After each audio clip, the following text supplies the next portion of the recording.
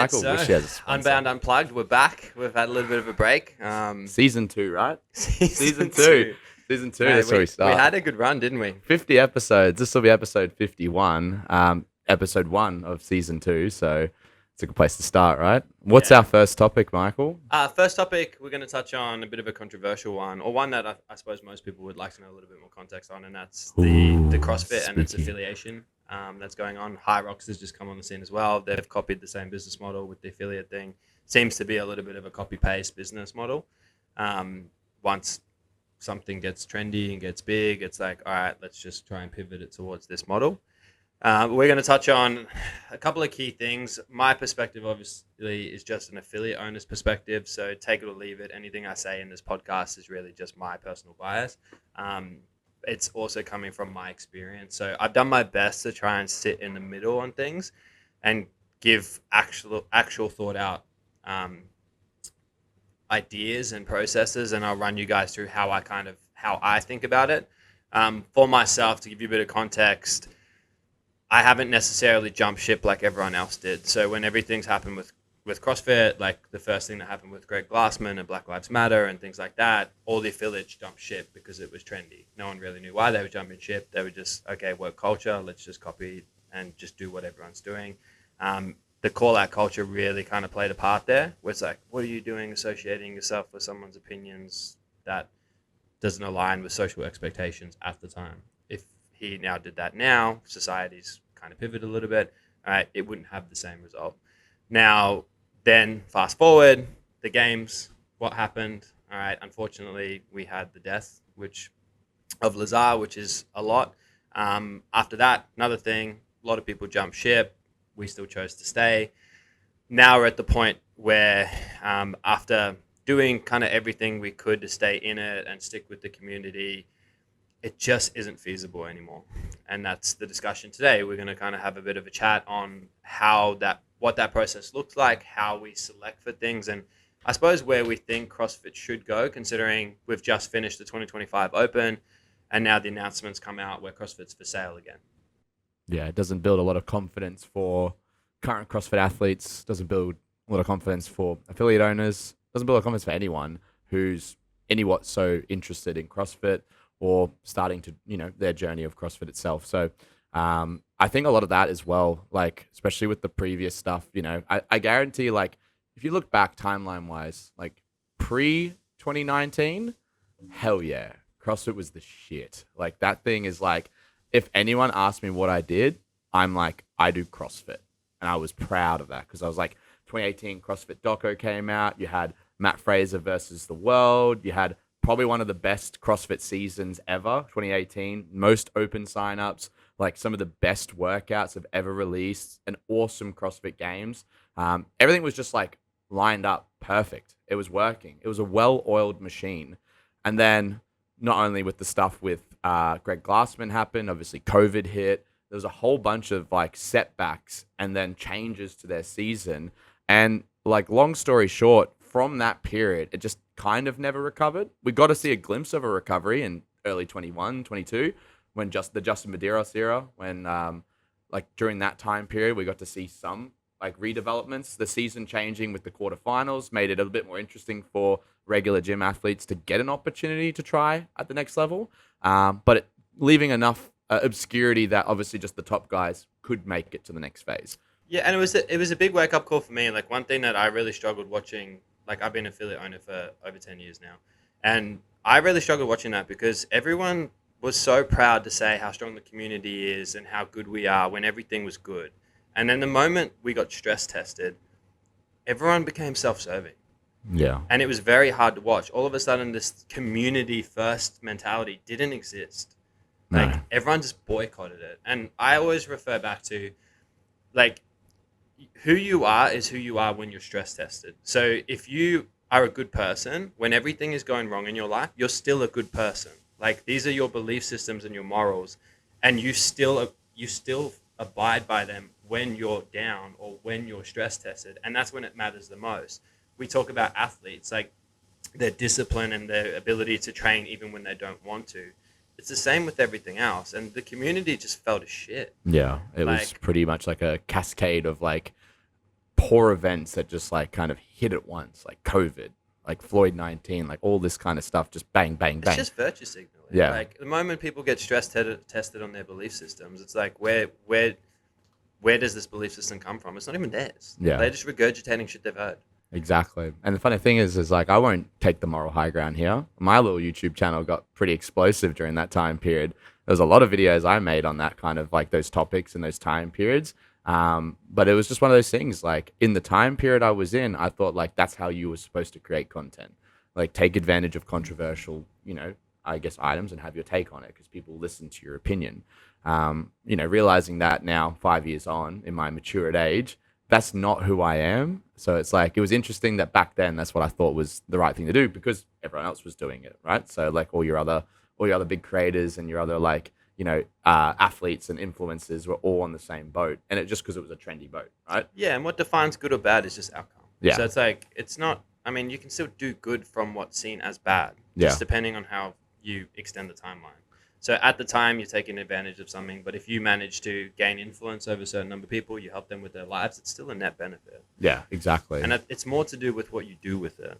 And that's It's nothing against people doing that. It's just having a discussion about what actually happened, rather than where people avoid actually talking about the things that they need to talk about. Yeah, and that's the thing, right? Like, I think this is probably the main point of this like conversation and the topics that we're going to run through.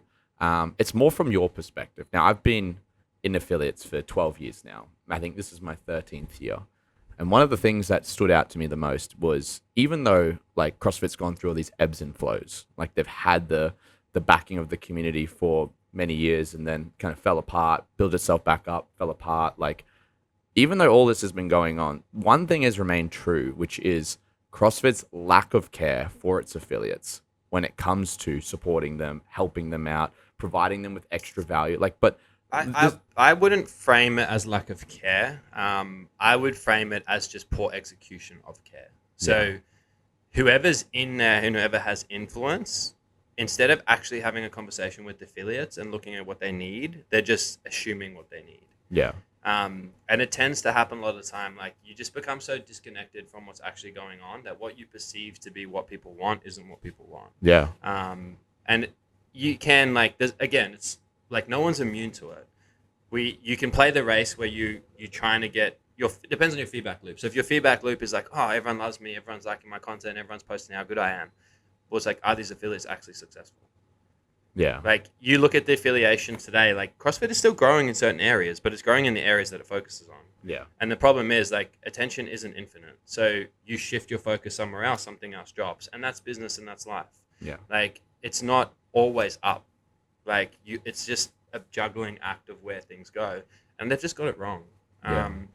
I think for a lot of people listening, they probably have no idea what an affiliate is. So to give you a bit of context, an affiliate is just literally, it's a trademark, all right? So CrossFit is trademarked. We pay $7,000 a year, Australian dollars a year, right, to be able to use the name CrossFit and to be an official CrossFit affiliate. We also have to upkeep some education. So we have to hold a level 2 CrossFit coaching license to be able to be an affiliate owner now. And that expires every 5 years. And how much does that cost? It's about $2,500 to $3,000. Every year, your affiliate fee is $7,500, assuming, you pay $300 to $500 per year to maintain your level 2. Every 5 years, you have to renew it. It costs about $1,600 to $2,000, depending on conversion. So it's costing you about $7,400 a year. What value do you receive from CrossFit with that value, with that $7,400 you spend? So CrossFit has pivoted in the last 12 months, 18 months, where they are really focusing a little bit more on business. Like, you do have access to a lot more stuff. It's a little bit of too little, too late. There is some things they still need to change. So an example, if you look at the lifespan of an affiliate owner, they will start as a coach, they'll enjoy it, they'll open an affiliate, and then they'll probably try and upskill, but they don't really have any business education. So a lot of them, if you ask them like how to employ someone, like your different employment strategies, do you do them full-time, part-time? What super do they pay? How do you do PAYG? What tax brackets are you going to sit in? Like, what about GST? Like, they wouldn't even understand half of it. Then you look at like staff retention, client retention, lifetime client value, cost of client acquisition. Like, they don't know any of these things, and CrossFit doesn't teach them these things. Right. And then there's a certain point where, for example, After 5 years, I need to renew and go for my level 2. Now, if I'm doing pretty good at what I do and I'm helping people, I'm naturally going to grow anyway because it's just going to be word of mouth. I'm helping people, I'm useful, people are going to come to me to get help. Now, there's a point where I need to employ more people. So I need to learn management stuff, not coaching stuff. Yeah. And I think this is where CrossFit's kind of broken it. Like they've missed an opportunity. A lot of it's been level 1, level 2, level 3, level 4. So if we break down the level 1, level 2, level 3, level 4, right, it really just becomes about upskilling your coaching, and it doesn't give you any education on management. No. You need to go elsewhere to get education on business and management. And that's where a lot of these affiliates fall apart. Yeah. I think CrossFit's been a little bit too focused on how are the affiliates growing. Like, oh, we have 3,000 affiliates, now we're 3,200 affiliates, now we're 3,400 affiliates. What about how much are the affiliates fucking making? Yeah, exactly. Like, how much are each affiliate growing? Like, to give you guys context, we grow 4.6% month over month. All right. And we've been in the game for a very, very long time. Now, the decision we made to drop CrossFit is purely a business decision. Yeah. And we'll run through that so people can understand. It's nothing to do with community or not caring about CrossFit. Like we do. We care about everyone that does it. We love the community. We love the training methodology. It's just a business decision. Yeah, and from what it seems like a smart one, I just want to put everyone's context out there. This is probably a little bit nitpicky, but it rubbed me the wrong way. And Michael knows my stance on this is when Michael received his 10-year affiliation reward, like, congratulations, Michael, you are a 10-year affiliate. You would expect, even in a normal job, working at like a local supermarket or something, or any job that you committed your 10 years of your life to, you would expect to receive something, some sort of like genuine like appreciation, maybe a reduced fee on your affiliation, maybe some increased value from CrossFit, or even just them reaching out by phone or coming in person and looking at your facility, offering some assistance or offering some tips and tricks to keep you around. Like, you would expect these things, right? Like something for your hard loyalty, hard work. I think most people, for me, no. Like, I don't need it. I don't need a reward. Like, I don't need those things for me to stay involved. For me, it's a return on investment. So, like that, some people like those feedback loops. They like recognition. I don't give a shit. Like, I don't need recognition for anything. That's me personally. That's just my opinion. That's not how I operate. So my feedback loops are different, probably compared to the normal affiliate owner. But I would agree. Like, you would expect something, right? Yeah, Something if in CrossFit value. were to improve that process, they're probably going to improve their retention of their affiliates. Yeah. You want. I'm just a bit of an outlier when it comes to that. But you know what I mean? Like even if on their website they put up that like they put like a post about you, a blog post, like saying like congratulations to Unbound Athletic for achieving 10 years of affiliation with CrossFit. This is a bit of background about Unbound Athletic, a bit of a history, talks about you as an owner. Just do a podcast with me. Yeah, or even talk to me for 10 minutes. Something like Have that. a conversation, yeah. So you can give value to other affiliates, right? Like that would be awesome. What did they end up giving you?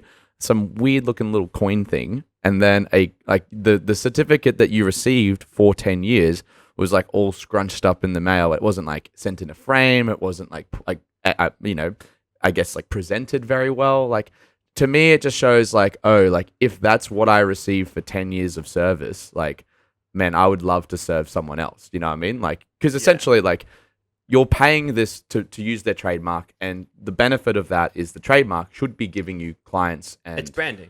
And branding is just the association between two things. So if someone sees CrossFit and they associate CrossFit is inclusive and it's going to help me live a better, healthier, stronger life, then that's good branding. All right. People see the word CrossFit and they go, okay, perfect. I want to go there because it leads to this outcome. Yeah. So think about like the word broker, right? Just as an example. It's like, okay, I'm going to go to a broker because a broker is going to make my life easier when I try and borrow money. Yeah. Like a broker is just a middleman that does the paperwork for you. Yeah.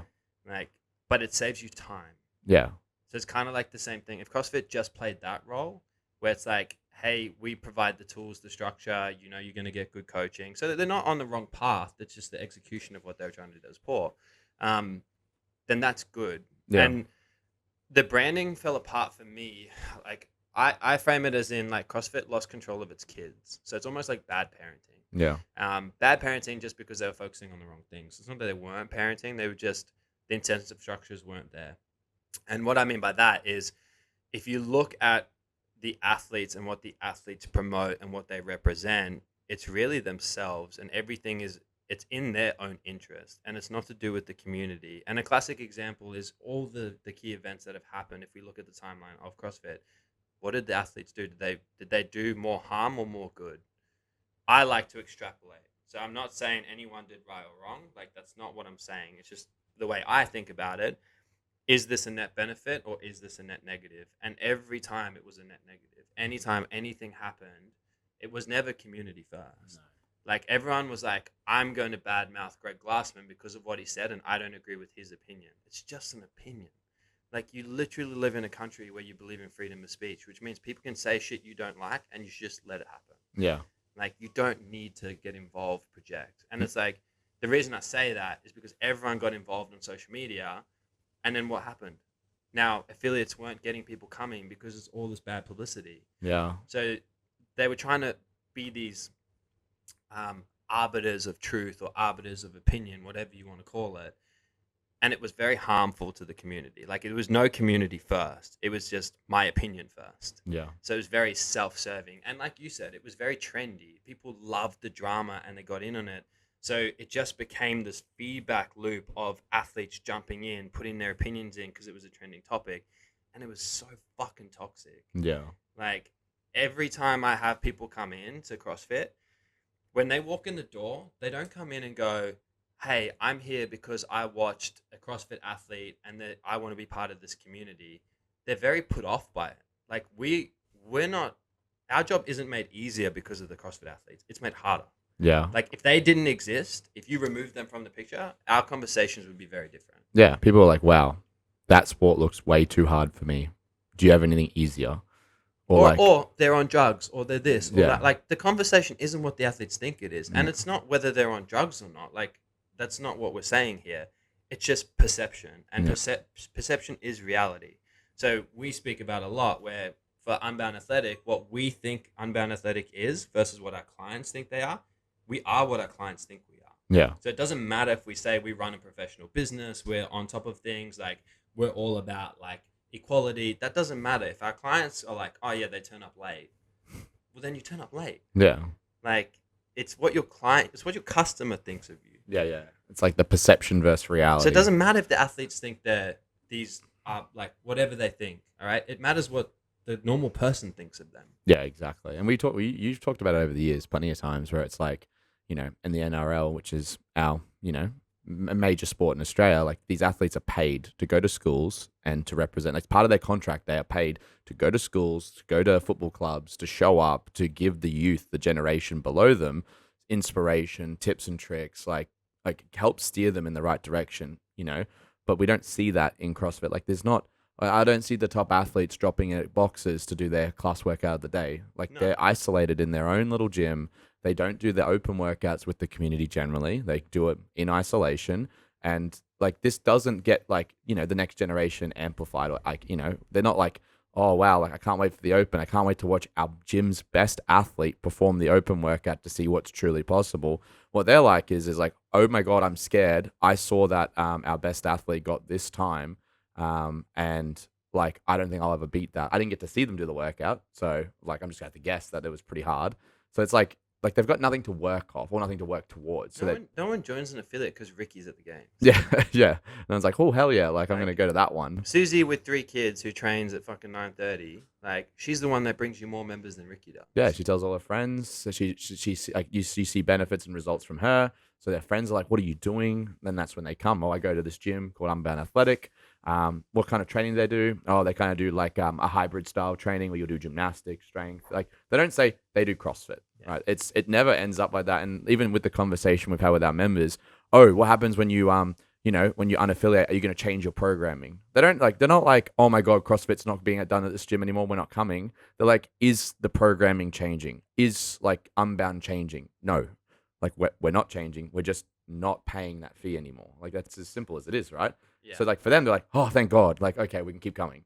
They don't care that CrossFit. Like, they most, come there for the people who are there, Yeah. and the coaches who are there. They're not coming there because it's CrossFit. yeah, And, like, I just want to highlight, like, we're not having a go at athletes. We're just talking about our perspective. And from an athlete's perspective, it's the incentives that move them in that direction. And that's the conversation. The conversation is what needs to change to create a more holistic environment that's beneficial for everyone, rather than everyone being segmented into these specific groups. Yeah. And I mean, if you think about it from the athlete's perspective, like they have to go for endorsement deals, like they have to go for these things because they don't have the opportunity in the sport to like CrossFit isn't exactly looking after them. Yeah, they don't have a salary for them. Like you don't like get put on this like roster where you get paid if you're the top 40 athletes in the world. Like you're not getting a consistent payment every It week. has to be a self-serving like approach to it. Yeah. It has to be a me first mentality. Which is why every third video of the athletes is, hey, buy my supplements. Hey, use my affiliate codes. Hey, this, that, and this.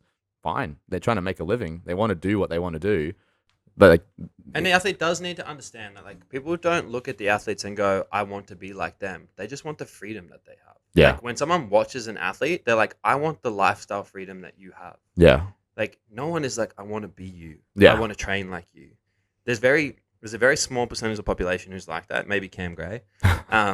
But everyone else is just like, man, I wish I had that freedom. I wish I didn't have to do this 9 till 5 every day. Like I didn't have to feel like I'm basically doing I'm doing work that doesn't necessarily give me the feedback or the lifestyle that I maybe want. So it's the freedom and the convenience that they're looking at. Yeah. And it is like it's just things just need to shift. Like incentives need to change. It needs to be more of a mutually beneficial. Like for us, it's purely a numbers game. So if I look at our decision, this is basically how I made our decision. All right. So we spend $7,000 a year on being an affiliate.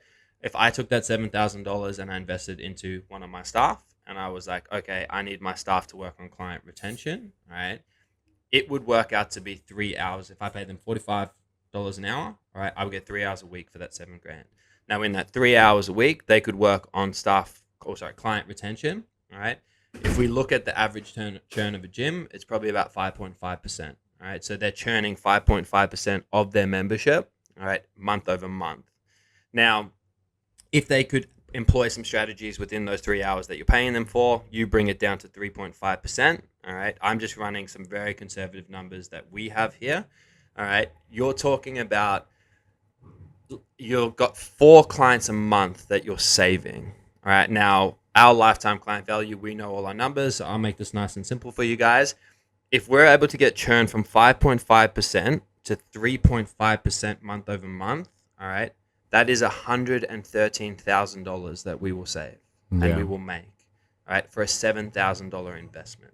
Yeah. So when CrossFit is thinking about $7,000, just to give you a baseline, there needs to be a 12x return on that investment. Yeah. If there is not a 12x return on their investment to any of the other gyms out there, it's not worth it. No. But so when High Rock says to you, it's only one member, all right, like based on average cost, it's only one member and they will cover your cost. They need to be being like, we will get you 12. Yeah. If they over deliver, you will never leave. Yeah.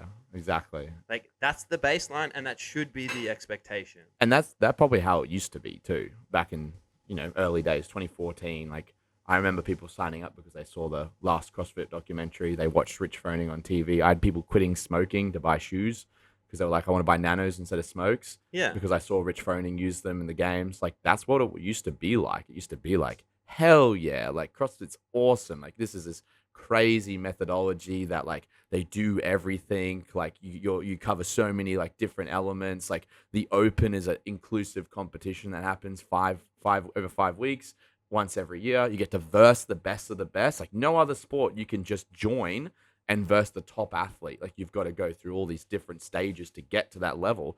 CrossFit's like, hey, we'll put up our best athlete. Anyone can do it. See if you can beat them. And like no one else did that.